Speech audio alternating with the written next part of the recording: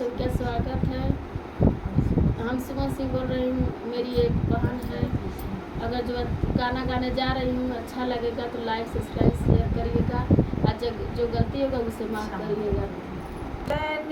होला गणपति देवा गणेश देवा पूजनी होला गणपति देवा गणेश देवा हमारे पूजनिया में ब्रह्मा जी आईली हो। हमारे पूजनिया में ब्रह्मा जी आईली हो। शतवा में आईली सरस्वती मैया गणेश देवा। शतवा में आईली सरस्वती मैया गणेश देवा पूजनी होला गणपति देवा गणेश देवा पूजनी होला गणपति देवा गणेश देवा हमारे पूजनिया में विष्णु जी आईली हो। हमारे पूजनिया में विष्णु जी आईली हो। शतवा में आईली लक्ष्मी मैया गणेश देवा।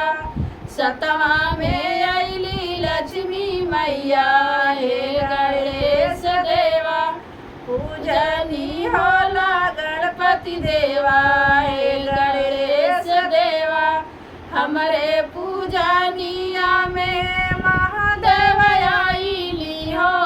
हमारे पूजनिया में महादेव आईली हो। शतवा में आईली गौरा मैया गणेश देवा।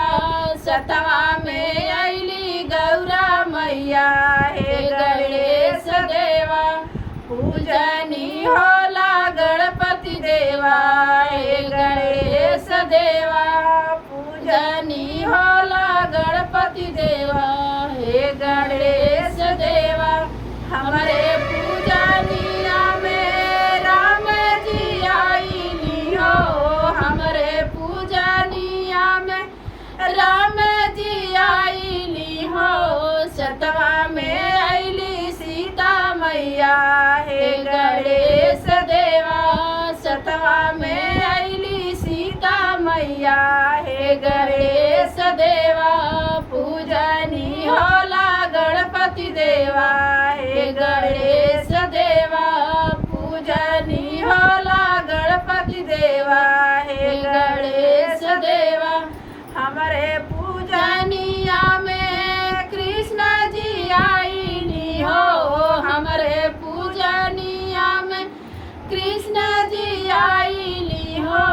शतवा में आईली राधा रनिया गणेश देवा।